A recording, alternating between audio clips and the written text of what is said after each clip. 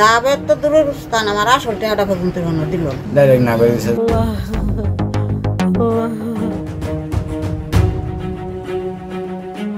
রবিউল আসলে কিস্তি আদায় করতো আপনাদের হয়ে, আপনি অস্বীকার করলেন কেন রবিউলের কিস্তি আদায় করার কথা?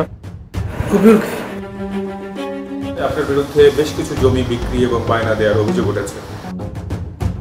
প্রশিকার গুডউইলটাকে ব্যবহার করে সঞ্চয়গুলো কালেকশন করছে।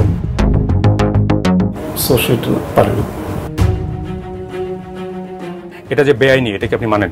না, এটাই money laundering. You are bias.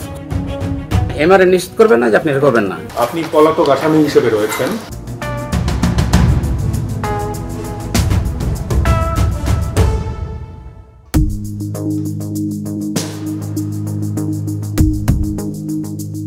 প্রশিকার এই বিপুল সঞ্চয় কার্যক্রম সম্পর্কে খোঁজ নিতে ক্ষুদ্র ঋণ নিয়ন্ত্রণ কর্তৃপক্ষের প্রধান ব্যক্তির অফিসে গেলে দেখা যায় আগে থেকেই সেখানে ছিলেন বিবদমান যে অংশটি এখন প্রশিকার চালাচ্ছে সেই অংশের প্রধান নির্বাহী সিরাজুল ইসলাম ও তার অধীনে থাকা কর্মকর্তারা।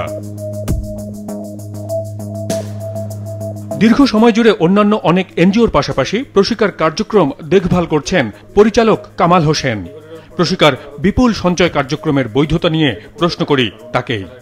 4 ধরনের সঞ্চয়ের মধ্যে 1 নম্বর হচ্ছে মেয়াদী সঞ্চয়, 2 নম্বর হচ্ছে যে চলতি সঞ্চয় যেটাকে তারা সাধারণ ঋণ বলছেন, লাখপতি সঞ্চয়, আরো একটা সঞ্চয় আছে তাদের 1 লাখ টাকা নিচ্ছে, মাসে তাকে 1000 টাকা করে সুদ দিচ্ছে। এটা কি সে পারে? যেহেতু টার্ম ডিপোজিটের অ্যাপ্রুভাল নাই, সো সেটা পারে না।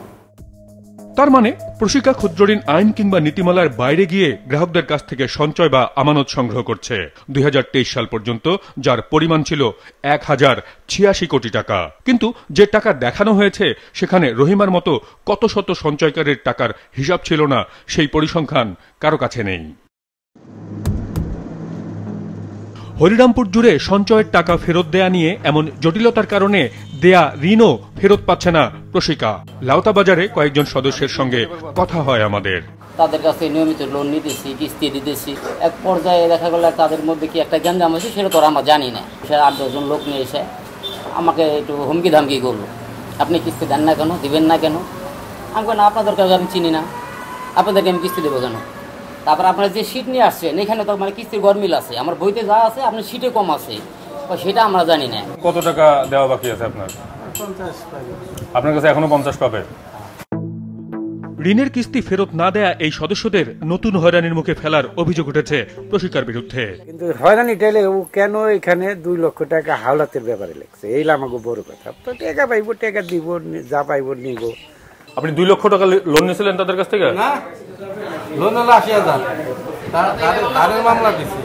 আপনি কি ধার নিয়েছিলেন? না, ওরা তো চিনি না, ওরা ভালো করে নামে মামলা দিচ্ছিল, মামলা আর ও দিয়ে দিয়ে বুঝছেন বহুত পাইবেন। এমন সব হয়রানির অভিযোগ আর সঞ্চয়ের টাকা ফেরত না পাওয়ার দাবিদার একজনকে নিয়ে আমরা যাই প্রশিকার হরিরামপুর জোনাল অফিসে। এখানে আসছিলাম আমরা 2016 সাল থেকে আসা হয়েছিল একবার। না, উনি আমাদেরকে নিয়ে আসেননি।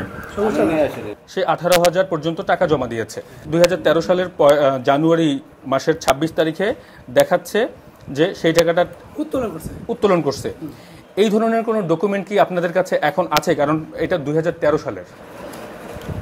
13 সালেরটা আমাদের 2016 সাল থেকে আমাদের সফটওয়্যারটা চেঞ্জ হয়েছে।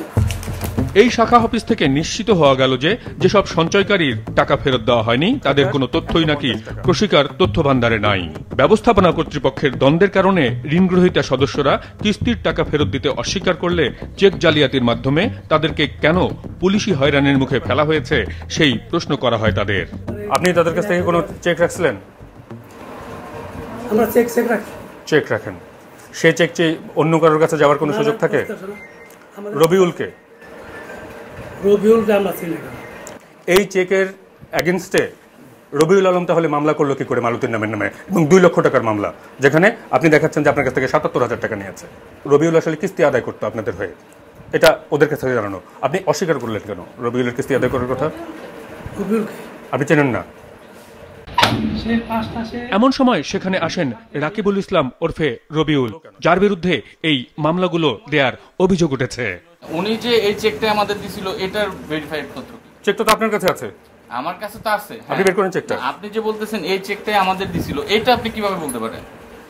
উনি বলেছেন, এটা তো আমি দাবি করি নাই ভাই, মালতী রানী দাবি করেছেন। আমি যদি বলি এই চেকটা আমার কাছে দেয় নাই, তখন কি হবে? আপনি তো নিয়েছিলেন। পুলিশি হয়রানির শিকার আরেক সদস্য মালতী রানীর কাছে অবশ্য পরে আমরা নিশ্চিত হয়েছি প্রশিকার বর্তমান শাখা ব্যবস্থাপক রাকিবুল ইসলাম ওরফে রবিউলি অসংখ্য সদস্যকে আইনি হয়রানির মুখে ফেলার মূলে রয়েছেন। এই ছেলেটাই মামলা কি এই ছেলেই করছে? এই রাকিবুল কি ওই রাকিবুলি? হ্যাঁ হইতি। প্রায় ৩৪ বছর ধরে প্রশিকায় বিভিন্ন পদে চাকুরি করছেন আবু সাইদ। প্রশিকায় দ্বন্দ্ব শুরু হবার পর বিবদমান একটি অংশের সিইও হিসেবে দায়িত্ব পালন করলেও প্রশিকার পরিচালনা থেকে দূরে রাখা হয়েছে তাকে। প্রতিষ্ঠানটির সব ধরনের কার্যক্রমের উপর সার্বক্ষণিক নজরদারি আছে তার। বিষয়গুলো নিয়ে উদ্বিগ্ন তিনি। প্রশিকার গুডউইলটাকে ব্যবহার করে তারা এই বিভিন্ন সঞ্চয় প্রকল্প নামে সঞ্চয়গুলো কালেকশন করছে। আপনি বিভিন্ন ব্রাঞ্চ অফিসে যে তাদের লায়াবিলিটিস কত আর সঞ্চয় কালেকশন কত, তাদের রিসোর্স কি আছে, এটা যদি কাইন্ডলি একটু দেখেন তাহলে স্পষ্ট হয়ে যাবেন যে প্রত্যেকটা ব্রাঞ্চ অফিসে ঘাটতি আছে কিনা, টাকাগুলো কোথায় গেল। সঞ্চয় আপনারা পেয়েছেন কত? এই কর্মকর্তার দেয়া মৌখিক এসব অভিযোগের সত্যতা যাচাই করার চেষ্টা করেছি আমরা। হরিরামপুর শাখায় চলতি বছরের এপ্রিল পর্যন্ত সদস্যদের কাছ থেকে নেয়া মোট সঞ্চয় আমানত এবং এই টাকা থেকে দেয়া ঋণের স্থিতির হিসাব পাওয়া গেল ১,৫৩,২০,০০০। এইটা হতেছে যে আপনার এই শাখা এখন মাইনাসে আছে। এই টাকা যদি লসে থাকে তাহলে এইরকম আরো ধরেন যে ৪৬০টার মতো শাখা আছে বাংলাদেশে, সব শাখায় এই ধরনের টাকা লাগে। প্রশিকার সঞ্চয় এবং ঋণের স্থিতির সামগ্রিক হিসাবে আদৌ বড় কোনো গরমিল আছে কিনা এই অনুসন্ধানের পথ বন্ধ হয় এরপরই। ধামরাই সহ বিভিন্ন শাখায় গিয়ে তথ্য চাওয়া হলে জানানো হয় প্রধান অফিসের লিখিত নির্দেশ ছাড়া কোনো তথ্যই আর দেয়া হবে না। দেশের বিভিন্ন এলাকায় মাছরাঙা টেলিভিশনের প্রতিনিধিরা বহু চেষ্টা করেও কোনো শাখার ঋণ কিংবা সঞ্চয়ের হিসাব নিতে পারেননি।